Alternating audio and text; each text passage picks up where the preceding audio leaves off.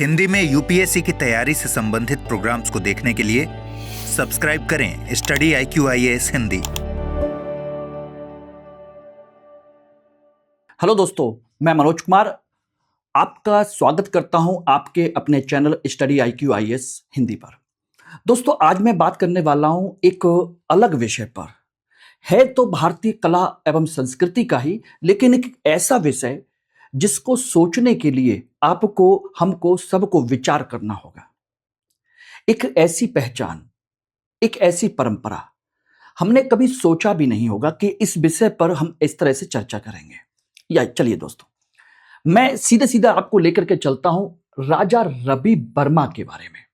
अब कहेंगे कि ये राजा रवि वर्मा कौन है, क्या है, किस तरीके से है और इनकी चर्चा इस समय क्यों कर रहे हैं। चलिए मैं बता देता हूं क्यों चर्चा कर रहा हूं, किस तरीके से चर्चा कर रहा हूं। आपसे मैं एक लाइन कहता हूं कि एक बात सोचिएगा, एक ऐसा समय जहां पर करोड़ों लोग भारत में रहते हों और उन करोड़ों लोगों को किसी भी देवी देवता की तस्वीर दिखाई न देती हो, वो किसी भी देवी देवता की तस्वीर आज की तरह ना देख पाते हो। जैसे आज हम अपने घरों में देखते हैं, लक्ष्मी हैं, दुर्गा हैं, शिव हैं, कृष्ण हैं, राम हैं। इस तरह की तमाम तरह की तस्वीरें, तमाम तरह की पेंटिंग्स हमारे घरों में रहती हैं और उस समय कोई भी ऐसी पेंटिंग ना हो। तस्वीर की जो छवि है, हम उस समय केवल और केवल मूर्तियों में अपने देवी देवता को देख पाते हो और मूर्तियां भी एक रूप ना हो, एक ही भगवान की अलग अलग रूप में, अलग अलग तरीके से, अलग अलग इमेजिनेशन हमारे दिमाग में बनती हो। और दूसरी बात एक और भी, कि वो मूर्तियां सभी को देखने के लिए नसीब ना हो, विशेषकर निम्न वर्ग के लोगों के लिए, क्योंकि वो मंदिर में प्रवेश ही नहीं कर सकते थे तो उन मूर्तियों को देख भी नहीं सकते थे। सोचे कितनी बड़ी जनसंख्या ऐसी होगी जिन्होंने कभी अपने देवी देवता का एक चित्र ना देखा हो। आज के समय में सोचना, उस समय की बात कर रहा हूं, तो मैं उस परंपरा की, उस चीज की बात कर रहा हूं, ठीक है ना। और फिर एक ऐसा चित्रकार सामने आता है, एक ऐसा चित्रकार भारत में पैदा होता है जिसने न केवल उन देवी देवताओं की पेंटिंग बनाई, बल्कि उन सभी देवी देवताओं के रूप और भारत की आत्मा को एक आकार दे दिया, एक रूप दे दिया।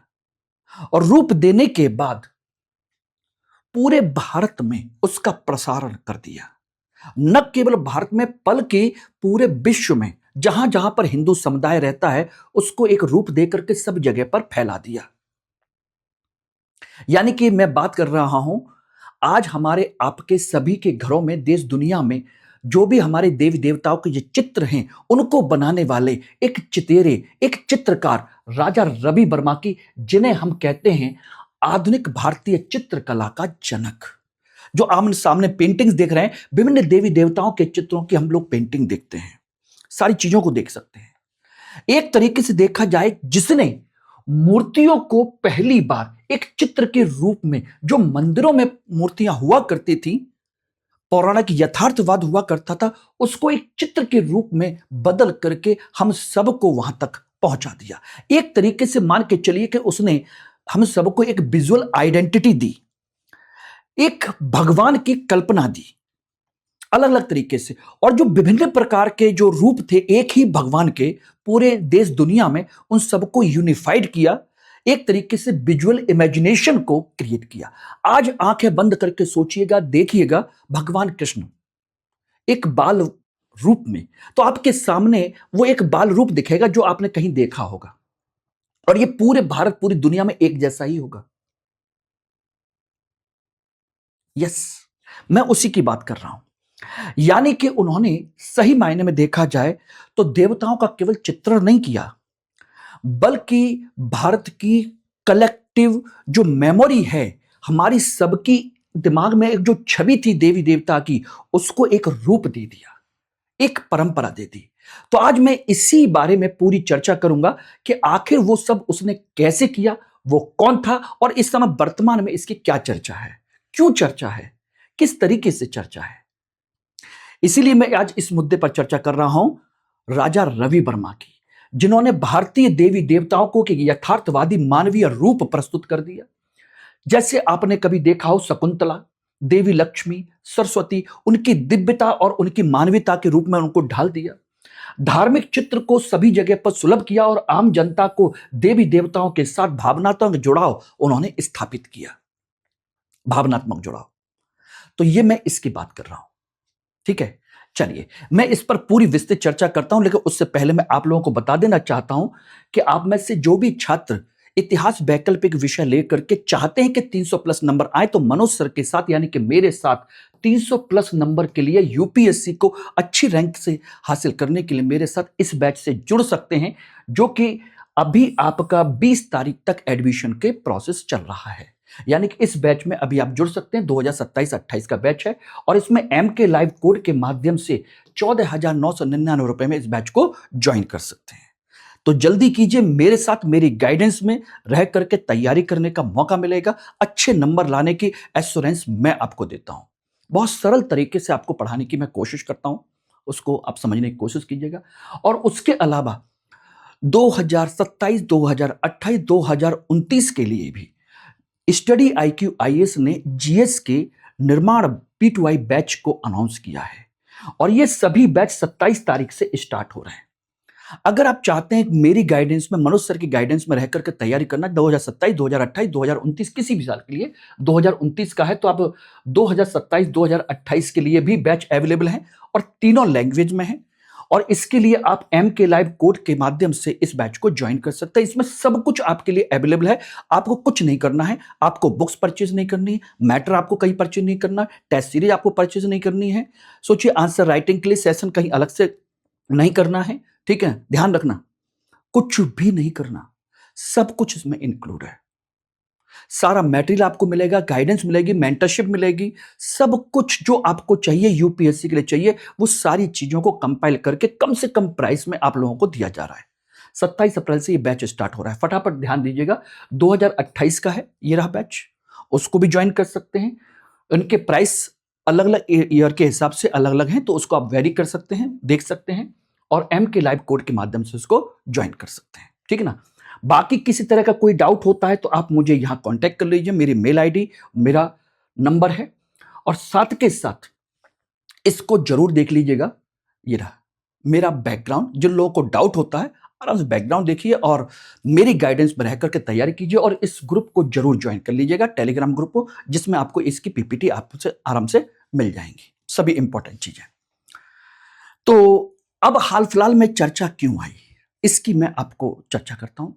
अभी हाल ही में राजा रवि वर्मा की एक बेहतरीन पेंटिंग राधा और कृष्ण, सॉरी क्या है, यशोदा और कृष्ण की एक पेंटिंग नीलाम हुई थी और यह पेंटिंग जो नीलाम हुई है वो मात्र 167.2 करोड़ रुपए में नीलाम हुई है।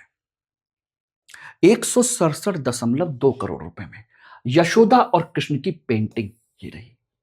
और ये इस बात को ध्यान रखिएगा, सैफ्रॉन आर्ट गैलरी जो मुंबई में है वहां पर इसकी नीलामी हुई थी, 2 अप्रैल को हुई थी। और इस नीलामी में इसको हासिल करने वाले कौन हैं जानते हैं? पता, आपने कोरोना पीरियड में नाम सुना होगा सीरम इंस्टीट्यूट का, जिन्होंने कोरोना वैक्सीन बनाई थी, सीरम इंस्टीट्यूट। और उसके जो ऑनर हैं, जिसके कहा जाए तो कह सकते हो उनके जो मालिक हैं, साइरस पूनावाला, साइरस पूनावाला, उन्होंने इसके खरीदा था। कहा जाता है कि ये लगभग मैक्सिमम 120 करोड़ के आसपास होनी चाहिए थी, लेकिन उन्होंने इसको 167.2 करोड़ में खरीदा। और ये बात ये शो करती है कि उन्होंने जो कहा, जो शो करती है वो उन्होंने कहा कि यह एक व्यक्तिगत संग्रह के लिए नहीं है, बल्कि एक सार्वजनिक प्रदर्शन के लिए एक ये पेंटिंग है। ओके। और इसमें जो सबसे महत्वपूर्ण चीज है कि अब भारत में इंडियन क्लासिकल पेंटिंग अब केवल कल्चरल एसेट नहीं रह गई है, बल्कि एक इन्वेस्टमेंट ग्रेड हेरिटेज बन चुकी है। और पिछले 100 सालों से ज्यादा से रवि वर्मा की कला की प्रासंगिकता को यह दर्शाती है। यह ध्यान रखना, ओके, क्लियर एवरीबॉडी? ठीक है ना? तो इस बात को आप ध्यान रखिएगा। और इसके बाद हम जो बात कर रहे हैं वो ये है कि अब हम बात करते हैं इनके राजा रवि वर्मा के। तो दोस्तों अब बात करते हैं राजा रवि वर्मा के बारे में। ये तो हमने देखा अभी तक उनकी वर्तमान में चर्चा क्यों हुई, और उससे पहले उनकी हमने पूरी प्रासंगिकता, उनकी जो कहा जाए कि इंपॉर्टेंस है, उसके बारे में हम लोगों ने चर्चा की थी। ठीक है ना? अब बात कर रहे हैं उनके बैकग्राउंड के बारे में। राजा रवि वर्मा कौन थे, क्या थे, कैसे थे? तो देखिए, त्रावणकोर के राजवंश को तो आप लोग जानते ही होंगे। त्रावणकोर का ये त्रावणकोर, कुछ लोग समझते हैं कि त्रावणकोर के राजवंश से जुड़े हुए हैं या उस वंश के राजा हैं। जी नहीं, ये त्रावणकोर के राजवंश के राजा नहीं है। राजा केवल इनको एक उपाधि मिली है। हां, उस वंश से जुड़े हुए जरूर हैं। एक कह सकते हैं कि उस वंश के कुछ अच्छे खासे प्रभावी परिवारों में से एक हैं जो उस वंश से जुड़े हुए थे। देखिए, इनका जन्म हुआ था 19 अप्रैल 1848 को, 29 अप्रैल 1848 को, और इनकी मृत्यु जो हुई थी 2 अक्टूबर 1906 को। 1906, 2 अक्टूबर 1906 को इनकी मृत्यु हुई, ध्यान रखना। और 29 अप्रैल 1848 को इनका जन्म हुआ। कहां पर? किलीमन्नूर में, जो कोयल थंपुरन कुल से संबंधित है। अब ये कहोगे कि ये क्या है? देखिए, राम वर्मा इनका नाम था, पूरा नाम था राम वर्मा कोयल थंपुरुन। ठीक है ना? इनके वंश का नाम है कोयल थंपुरुन। जिस वंश से ये जुड़े हुए हैं, ये उस कुल के से जुड़े हुए कोयल थंपुरुन है। ठीक, और इस वंश का जो संबंध है वो त्रावणकोर के राजवंश से है, राजसी परिवार से है। त्रावणकोर के राजसी परिवार से है। ठीक ना? और ये वंश की एक महत्वपूर्ण परंपरा और भी है कि ये मात्र सत्तात्मक परिवार है। मरु मकतयम व्यवस्था और गहरे सांस्कृतिक धार्मिक वातावरण में इनका पालन पोषण हुआ। कैसे हुआ, किस तरीके से हुआ, मैं बता देता हूं। देखिए, ये जो कोयल थंपरून हैं, इनका परिवार एक बेहतरीन कलाकृति, मंदिर जो कला है और अन्य प्रकार की कलाएं हैं, उनके संरक्षण का काम करता था या उनके विषय में काम करता था। उससे जुड़ा हुआ ये परिवार है। ठीक है ना? पूरा का पूरा कोयल थंपरून परिवार इससे संबंधित है, और उसी परिवार में इनका जन्म हुआ था। और आगे जाकर के इन्हें सोचिएगा, ब्रिटिश सरकार ने कैशरे हिंद और बाद में इन्हें राजा की उपाधि इनको दी थी, तब ये राजा रवि वर्मा बने थे। ठीक है ना? यानी कि ये कोई सीधे शासक नहीं थे। हाँ, राजकीय अभिजात वर्ग से जुड़े हुए हैं, इसमें कोई शक नहीं है। इन्हें शाही संरक्षण मिला और दरबारी कला प्रशिक्षण का पूरा मौका मिला। ठीक है ना? ध्यान रखिए, इनका जो परिवार है, जो मैंने आपको बताया था कि केरल की पारंपरिक कला, मंदिर कला, भित्ति चित्र कला, कला मंडल की परंपरा, उन सब से जुड़ा हुआ है, उनकी परंपरा को विकसित करता था। किलीमानूर या कह सकते हैं किलीमन्नूर, ये जो है, ये जगह, ये बेसिकली उस जगह का नाम भी है। और ये जो है केरल की लोक कला, स्पेशली मंदिर परंपरा का एक बहुत बड़ा केंद्र था, जहां से ये जुड़े हुए थे। और जब वहां से जुड़े हुए हैं, तो अब आप सोच लीजिएगा कि जहां पर पूरा का पूरा परिवार इस परंपरा से जुड़ा हो, जहां पर पूरा का पूरा एक वातावरण इस कला से जुड़ा हुआ हो, तो फिर ऐसे वातावरण में एक व्यक्ति कैसे इस परंपरा से, इस कला से दूर रह सकता है? और ऊपर से एक ऐसा व्यक्ति जन्म ले जिसको अद्वितीय प्रतिभा पहले से ही मिली हुई हो, जन्मजात प्रतिभा मिली हो। यस दोस्तों, ये राजा रवि वर्मा वही है, ये ध्यान रखना। 29 अप्रैल को जन्म, मातृ सत्तात्मक परिवार, केरल के मंदिर भित्तिचित्र चित्रकला और लोक कला से जुड़े हुए, और राजकुलीन परिवार से इनका संबंध है, और बाद में त्रावणकोर के राजा के शाही संरक्षण में ये पले बढ़े। ये ध्यान रखना। अब कहोगे कि इस तरह से क्या हुआ, किस तरीके से हुआ? देखिए, इनकी जो बचपन से ही इनकी चित्रकला का बड़ा शौक था। ये विभिन्न दीवारों पर, पत्थरों पर विभिन्न प्रकार के चित्र बनाते रहते थे। ठीक है ना? और जब चित्र बनाते रहते थे तो इनकी प्रतिभा को वहां के त्रावणकोर के राजा ने पहचाना, और पहचानने के बाद इनको अपने पास बुला लिया। उस समय जो त्रावणकोर के राजा थे, उनका नाम था अय्यलम थिरुनल, अय्यलम थिरुनल नाम के एक राजा हुआ करते थे, उन्होंने इनको अपने पास बुला लिया। लेकिन उस समय तक किसी भी व्यक्ति ने यह नहीं सोचा होगा कि यही बच्चा आगे जाकर के भगवान के चित्रों को घर घर पहुंचाएगा, भगवान को एक रूप देगा जो हम सबके सामने आएगा। किसी ने नहीं सोचा था कि भगवान को एक चेहरा देने वाला व्यक्ति अब ये गांव से निकल करके एक राज दरबार में पहुंच रहा है, और इस तरीके से वो पहुंचे भी, ठीक है ना। और वहां पर जाकर के फिर इनके संपर्क जो है कई अच्छे कलाकारों से, कई अच्छे लोगों से हुए, और उनसे उन्होंने सोचिएगा प्रशिक्षण लिया। इनके पहले जो प्रशिक्षक हैं उनका नाम है गुरु रामास्वामी नायकर। ये वो ईवी रामास्वामी नायकर नहीं है, ये अलग है।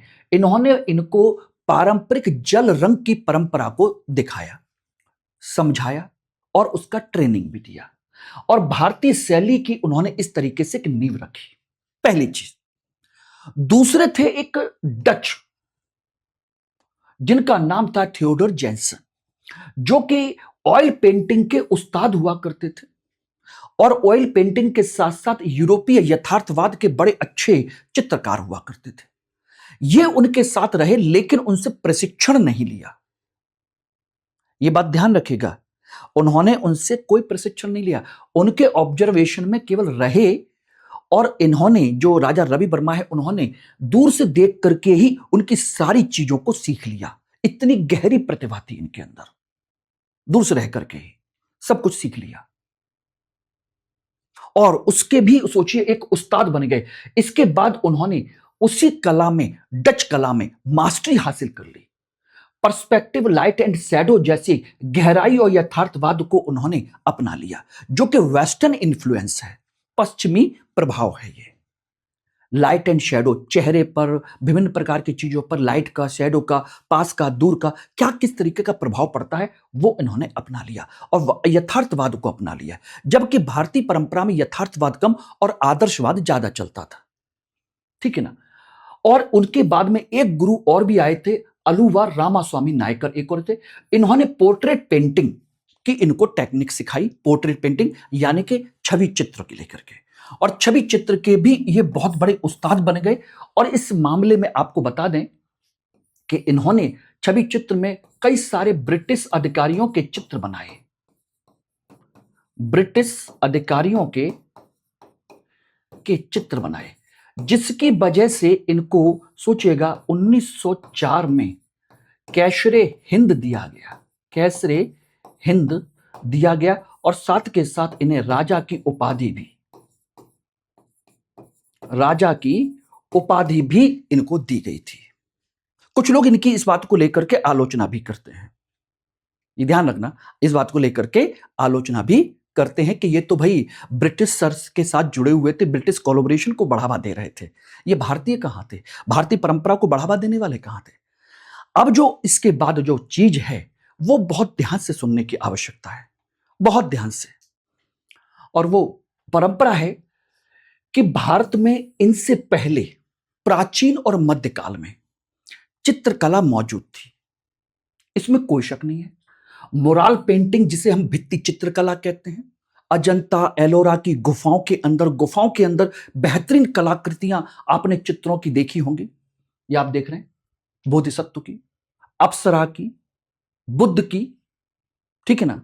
एक कहा जाए कि जो मरणासन राजकुमारी का चित्र है, ऐसे बहुत सारे चित्र अजंता में, एलोरा में बहुत सारे चित्र देखे होंगे। ये मोराल पेंटिंग कहलाती, जिसे भित्ति चित्र कहते हैं, ये मौजूद थी और ये यथार्थवादी थी, ये भी सच है। दूसरी चित्रकला मुगलों में मिनिएचर पेंटिंग यानी कि लघु सूक्ष्म चित्रकला, जो मुगलों के टाइम पीरियड में, राजपूतों के टाइम पीरियड में विकसित हुई थी। राजपूत कला और मुगल चित्रकला मिनिएचर पेंटिंग कहलाती है, और वहां पर एक से बढ़कर एक शाही दरबार के चित्र भी बनते थे और प्राकृतिक दृश्य भी बना करते थे, राजा बादशाह वगैरह के चित्र वगैरह बना करते थे, धार्मिक चित्र भी हुआ करते थे, राजपूतों के यहां, मुगलों के यहां नहीं। तीसरी चीज थी तंजौर आर्ट। तंजौर के एक राजमहल में, तंजौर के राजकीय संरक्षण में भी कला का विकास हुआ। बेहतरीन देवी देवताओं के चित्र बनाए गए, लेकिन इन सब चित्रकलाओं की एक महत्वपूर्ण विशेषता यह थी कि ये चित्रकला यथार्थवादी भी थी, धार्मिक भी थी और कहा जाए कलात्मक भी थी, भारतीय भी थी। लेकिन यह चित्रकला आम जनता के लिए नहीं थी, आम जनता के लिए सुलभ नहीं थी, बेशक यथार्थवादी हो, आम जनता के लिए नहीं थी। तो आम जनता इनसे देख करके समझ ही नहीं सकती थी कि हमारे देवी देवता या हमारा जो चित्र है या कोई भी चीज है वो कैसा है, किस तरीके का है, ये उन्होंने नहीं बनाया। ठीक है ना। और रवि वर्मा से पहले यह परंपरा यहां पर मौजूद थी। रवि वर्मा ने इसी परंपरा को बदल दिया, इसी परंपरा को बदल दिया। उन्होंने पहली बार देवी देवताओं के यथार्थवादी मानवीय चित्र प्रस्तुत कर दिए। मानवीय चित्र ये रहे, पौराणिक यथार्थवाद को देवताओं को मानवीय रूप दे दिया। जो हमारे मंदिरों में मूर्तियां हुआ करती थी, गुफाओं में जो कुछ एक चित्र हुआ करते थे, उनको वास्तविक रूप यहां पर उन्होंने दे दिया, यथार्थवादी मानवीय और सुलभ रूप दे दिया। एक सरस्वती की पेंटिंग बना दी, एक तरीके से शकुंतला की पेंटिंग बना दी, इस तरीके से उन्होंने यह किया। यह पारंपरिक और प्रतीकात्मक अमूर्त रूप है कि भाई उन्होंने बना दिया, उसको इन्होंने एक रूप दे दिया। तो राजा रवि वर्मा ने देवताओं को पहली बार यथार्थवादी मानवीय रूप दिया। मां की ममता, नारी सौंदर्य शकुंतला के माध्यम से आम जनता भगवान के साथ गहरे स्तर पर जुड़ गई, भावनात्मक रूप से जुड़ गई। तो जैसे हम बात करें, यहां पर देखिएगा, ये आपके बहुत सारी पेंटिंग्स है, जैसे कृष्ण और यशोदा की है। अब आपको कृष्ण और यशोदा की पेंटिंग आपको कैसी लगती है? कृष्ण यशोदा की पेंटिंग लगती है एक मां और बच्चे के स्वाभाविक ममता को दर्शाती हुई। शकुंतला की एक जो पेंटिंग है, जो अभिज्ञान शाकुंतलम में अपने राजा के लिए, दुष्यंत के लिए पत्र लिख रही हैं, तो एक नारी सौंदर्य है, भावनाओं का चित्रण है। तो देखिए यथार्थवादी एक महिला कैसे अपने पति के लिए चित्र, वो लेटर लिख रही है। ठीक है ना, ये समझ लेना। देवी लक्ष्मी की, ये राम की है, समुद्र का मान मर्दन करते हुए वाल्मीकि रामायण का चित्र। महाभारत का जल नल दमयंती का चित्र है, एक हंस से बात करते हुए, अपनी बात कहते हुए हंस के साथ में, ये समझ लेना। ठीक है ना, ये और इस तरीके से उन्होंने बहुत सारे चित्र उन्होंने बनाए। यानी कुल मिलाकर के अगर कहा जाए तो हम कह सकते हैं कि राजा रवि वर्मा ने भगवान को स्वर्ग से ला करके हमारे आपके सभी के घर की दीवारों पर टांग दिया। ठीक है ना। कृष्ण अब कह सकते हो कि कथाओं में नहीं रह गए, बल्कि मुस्कुराते हुए हमारी आंखों के सामने नाचने लगे हैं, मुस्कुराते हुए। यह है सबसे महत्वपूर्ण चीज, यानी कि दिव्यता के साथ मानवीयता का समन्वय राजा रवि वर्मा ने कर दिया। यह ध्यान रखना। और इनके बिहाफ पर उनको बहुत सारे अवार्ड भी मिले हैं, बहुत सारे अवार्ड मिले हैं। मैं उनकी चर्चा करूंगा मैं आप लोगों को। अब जैसे ये देखिएगा, इन्होंने इंडो यूरोपीय परंपरा को अपनाया। ठीक है ना। इन्होंने यूरोपीय प्रकाश छाया, 3D इमेज, पर्सपेक्टिव, इसको उन्होंने लिया। बिल्कुल ऐसा लग रहा है जैसे कि बिल्कुल 3D इमेज, प्रकाश छाया, बिल्कुल 3D के फॉर्म में ये पेंटिंग है। ये नल दमयंती की कहानी है। सटीक मानव शरीर की रचना यूरोपीय वास्तववाद यानी कि यथार्थवाद को दर्शाती है। और वेशभूषा कैसी है? भारतीय वेशभूषा, गरिमा और हिंदू पौराणिक विषय वस्तु, यानी कि विषय हिंदू परंपरा के, भारतीय परंपरा के, वेशभूषा भारतीय परंपरा की। ठीक है ना, ध्यान रखिएगा। गरिमा, पूरा नग्न अवस्था नहीं है, बिल्कुल पूरे के पूरे गरिमा के साथ उनको बनाया गया। तो यानी कि विषय और परंपरा भारतीय हैं और चित्रकला के जो प्रभाव हैं वो यूरोपीय है। बिल्कुल 3D इमेज की तरह आपको दिखाई देता है। ये इन्होंने यहां से बनाना शुरू किया था। ये है एक कंसेप्ट। इसको हम देखें तो देखिएगा, शकुंतला प्रेम पत्र लिखती हुई, नल दमयंती, हंस दमयंती, श्रृंगार करती नायर महिला, ये रही। आपको बता दें कि श्रृंगार करती हुई नायर महिला के लिए उन्हें 1873 में सोचना, एक वियना और मद्रास आर्ट में उनको मेडल मिला था। 1873 1873 में वियना में और मद्रास आर्ट एग्जीबिशन में इनको अवार्ड मिला। ये रहा 1873 में वियना में भी अवार्ड मिला और यहां पर भी मिला। सोचिएगा, मद्रास में गवर्नर का गोल्ड मेडल भी मिला। ठीक है ना, ये ध्यान रखना। और गैलेक्सी ऑफ द म्यूजिशियंस, ये देख रहे हैं आप, गैलेक्सी ऑफ द म्यूजिशियंस, ये क्या है? ये भी इनकी एक पेंटिंग है। 11 महिलाएं अलग अलग वाद्य यंत्रों के साथ में अलग अलग वेशभूषा परंपरा के साथ बैठ करके एक कहा जाए संगीत का आयोजन कर रही हैं और उसका उन्होंने चित्र बनाया। इसी को कहते हैं गैलेक्सी ऑफ द म्यूजिशियंस। और इसको मैं बड़े स्तर पर थोड़ा सा मैं आगे दिखाना चाहूं तो ये देखिएगा, ये रहा 11 महिलाएं अपनी विशिष्ट वेशभूषा वाद्य यंत्रों के साथ कर रही हैं। और यह केवल संगीतकारों का समूह नहीं है, अनेकता में एकता का एक प्रमाण है, भारत एक दृष्ट राष्ट्रवाद का एक बयान है। और इसके लिए उन्हें सोचिएगा 1893 में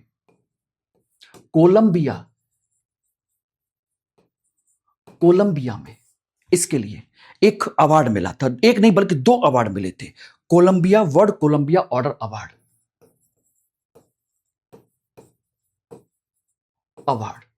इन्हें तो कुल मिलाकर के 2 अवार्ड मिले थे इसमें। इस तरह की उन्होंने पेंटिंग्स बनाई थी, बेहतरीन पेंटिंग। और दोनों का कॉम्बिनेशन, यानी कि एक तरीके से देखा जाए तो हम कह सकते हैं भारतीय पारंपरिक कला, भित्ति चित्रकला, यूरोपीय थियोडोर जेंसन की यूरोपीय वास्तविकवाद, तेल चित्रकला और परिप्रेक्ष्य जो है, इन सबको मिलाकर के राजा रवि वर्मा ने अपनी एक नई मॉडर्न आर्ट, यथार्थवादी आर्ट के साथ मिश्रण करके उन्होंने बना दिया। दोनों का मिक्सअप है, पूरब और पश्चिम दोनों तकनीक का मिश्रण। विषय आपके ये रहे, यानी कि देखा जाए तो हिंदू पौराणिक विषय, हिंदू भारतीय परंपरा के वेशभूषा और गहने, भारतीय स्त्री की गरिमा, भारतीय भावनाएं ये रही। और यूरोपीय ऑयल पेंटिंग, यूरोपीय यथार्थवाद, प्रकृतिवाद, यूरोपीय परिदृश्य और यूरोपीय प्रकाश छाया तकनीक, इन दोनों का कॉम्बिनेशन करके उन्होंने मॉडर्न आर्ट को डेवलप किया था। और दोनों को कंपेयर करके आपको देख लेना चाहिए कि भाई यूरोपीय और भारतीय परंपरा का दृश्य क्या है और किस तरीके का है। ठीक है ना, दोनों को आप लोग इसमें देख सकते हैं। ओके एवरीवन, क्लियर है, मजा आ रहा है?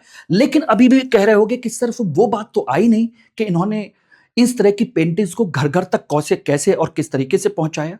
तो ये तो देखिएगा, ये मैंने आपको बता दिया कि जो मैंने अभी चर्चा की थी कि कैसे ये पश्चिमी यथार्थवाद है, भारतीय परंपरा है, केरल भित्ति चित्र का प्रभाव है, ये सारी चीजें कहीं पर भी आपको नग्नता नहीं दिखेगी। यानी कि एक तरीके से हम कह सकते हैं राजा रवि वर्मा ने पश्चिम से तकनीक तो ली, लेकिन आत्मा उसकी भारतीय है, आत्मा उसकी भारतीय ही है, तकनीक पश्चिम की है। यह है उनका सबसे बड़ा योगदान। देखिएगा, ऑयल पेंटिंग करने वाले पहले चित्रकार हैं। इससे पहले भारत में कहीं पर भी ऑयल पेंटिंग नहीं की जाती थी। भारत में अजंता में, मुगलों में, पहाड़ी चित्रकला में ऑयल पेंटिंग की परंपरा बिल्कुल नहीं थी। रवि वर्मा पहले चित्रकार हैं जिन्होंने तैल चित्रकला का प्रयोग किया और पहले चित्रकार बन गए। बिल्कुल सोचिएगा, एक महिला है, उसका शरीर बिल्कुल एक समृद्ध तरीके से भारतीय वेशभूषा, भारतीय परंपरा जैसे उस समय लोग रहते थे उसी तरीके के उन्होंने चित्र बनाए कुल मिलाकर के। अब इसके बाद जो असली चीज है, जो आपको समझना चाहिए और जानना चाहिए, जिसकी मैं चर्चा कर रहा हूं, वो है कहा जाए कि लिथोग्राफिक रिवॉल्यूशन। लिथोग्राफिक क्रांति कहते हैं कला का लोकतंत्रीकरण 1894 में, जिसकी हम चर्चा कर रहे हैं वही है। पहले क्या था कि चित्रकला जो थी महिलाओं और अमीर वर्ग तक सीमित थी, आम आदमी तक सीमित नहीं थी। इन्होंने क्या किया, 1894 में घाटकोपर और लोनावाला में अपनी प्रिंटिंग प्रेस स्थापित की, 2 जगह पर, महाराष्ट्र में, घाटकोपर में और लोनावाला में। और यहां पर उन्होंने बड़े स्तर पर देवी देवताओं के चित्रों का रिप्रोडक्शन किया, मास लेवल पर पोस्टर बनाए, प्रिंट बनाए और देवी देवताओं के चित्र बना करके लोगों को घर घर तक पहुंचाया। और इस तरीके देवी देवताओं के चित्र घर घर तक पहुंचे, कैलेंडर आर्ट बने, धार्मिक पोस्टर चित्र बने और घरों घरों की दीवारों पर जाकर के सज गए। एक तरीके से देखा जाए तो इन्होंने विजुअल नेशनलिज्म को बढ़ावा दे दिया, पूरे भारत में एकता स्थापित कर दी, घर घर तक देवी देवताओं के चित्रों को पहुंचा दिया। ये देखिएगा, ये लिथोग्राफिक रिप्रोडक्शन है। पहली बार कला केवल महलों तक सीमित नहीं रही, बल्कि देवी देवताओं के चित्र, पोस्टर, कैलेंडर आर्ट सीधे आम आदमी के घर तक पहुंच गए। और स्पेशली एक चीज और, जिन लोगों को कभी भी मंदिर में घुसने की, मंदिर में प्रवेश करने की अनुमति नहीं थी, जो अपने देवी देवता को देखना तो दूर की बात है, उसके बाहर की दीवारों को छू तक नहीं सकते थे, उनके घर में भी देवी देवता पहुंच गए और अपने घर में रह करके वो उन देवी देवताओं की पूजा कर सकते थे। अब अपने घर में रह के कर सकते थे, उन्हें किसी मंदिर में जाने की आवश्यकता नहीं थी। यह था सबसे बड़ा कंसेप्ट। लिथोग्राफिक रिवॉल्यूशन, यही है उनका सबसे बड़ा कंट्रीब्यूशन, जिसके लिए बाकायदा उन्होंने प्रेस स्थापित की। देखिएगा, यानी कि पहले ताले लगे हुए थे किस पर? जहां पर आपके देवी देवता थे, ठीक है ना। और इसने कहां पहुंचा दिया? आम आदमी के घरों के अंदर देवता को पहुंचा दिया, उसका प्रकाश उत्पन्न कर दिया। इसे कहते हैं विजुअल डेमोक्रेटाइजेशन। सामाजिक प्रभाव, निम्न जातियों के मंदिर में प्रवेश की अनुमति नहीं थी। लिथोग्राफिक प्रेस ने इस प्रतिबंध को अर्थहीन बना दिया। बोले कि तुम्हारे मंदिर में जाने की जरूरत ही नहीं है, हम तो अपने घर में पूजा कर सकते हैं। ईश्वर सीधे उनके घर में प्रवेश कर चुका था। अब भारत में धर्म और पूजा का अभूतपूर्व एक विजुअल डेमोक्रेटाइजेशन इस समय स्टार्ट हुआ था। सोचना कितना बड़ा एक योगदान है इनका। यही था आज के टॉपिक का सार, सबसे महत्वपूर्ण कंट्रीब्यूशन, इंपॉर्टेंट कंट्रीब्यूशन। यानी कि एक तरीके से जो कुलीन वर्ग के साथ मौजूद थी, वो आम आदमी के घर के अंदर इस तरीके से पोस्टर के माध्यम से अब वो सज सकती थी। ये कैलेंडर है, ये पोस्टर है, ये प्रिंट है, तमाम तरह की चीजें हैं, जनमानस के घर के अंदर पहुंच गए 1894 के बाद में। It is the contribution. अब बताइए, लेकिन केवल इतना ही योगदान नहीं है दोस्तों, इसके बाद इनका राष्ट्रीय आंदोलन में भी योगदान है। लेकिन ध्यान रखना, यह एक अप्रत्यक्ष योगदान है, प्रत्यक्ष योगदान इन्होंने नहीं दिया। अप्रत्यक्ष योगदान, इनडायरेक्ट कंट्रीब्यूशन, इनडायरेक्ट। अब कहोगे कैसे? देखिए, ये कभी भी स्वतंत्रता सेनानी नहीं थे, राष्ट्रवादी नहीं थे, सीधी सी बात है। इन्होंने किसी आंदोलन में भाग नहीं लिया, ये कलाकार थे।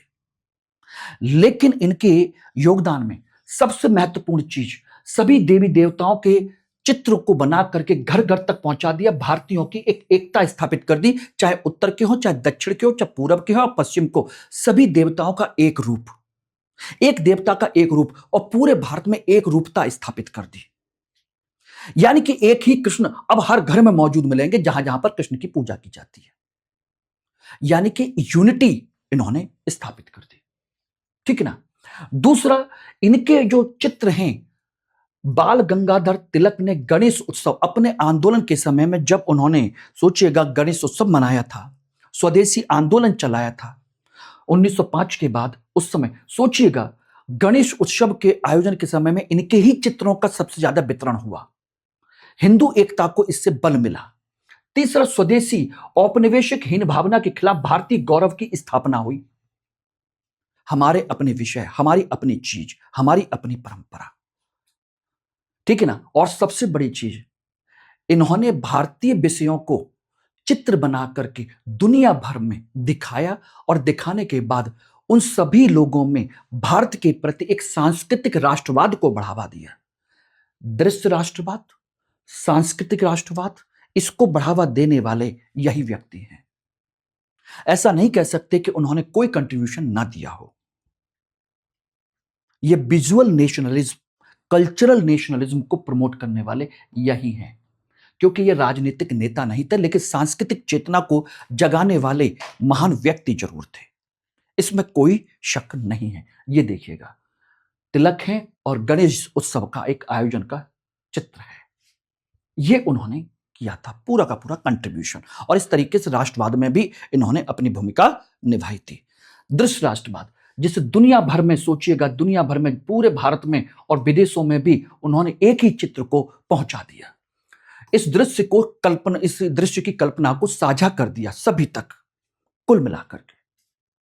तो दोस्तों, अब बताइएगा कि मेरी ये क्लास आप लोगों को कैसी लगी। कमेंट सेक्शन में जरूर कमेंट करके बताइए, क्या ये क्लास आप लोगों के लिए यूजफुल है कि नहीं। क्या हमको अपनी भारतीय राष्ट्रीय संस्कृति, भारतीय विरासत को पहचानना नहीं चाहिए? क्या हमें वास्तविक समझ नहीं होनी चाहिए? मैं चाहता हूं कि आप इस क्लास को ज्यादा से ज्यादा लोगों तक शेयर करें, जिससे कि सभी लोग जान सके हमारे देश में देवी देवताओं के चित्र घर घर तक कैसे पहुंचे, उसके पीछे किस व्यक्ति का योगदान है।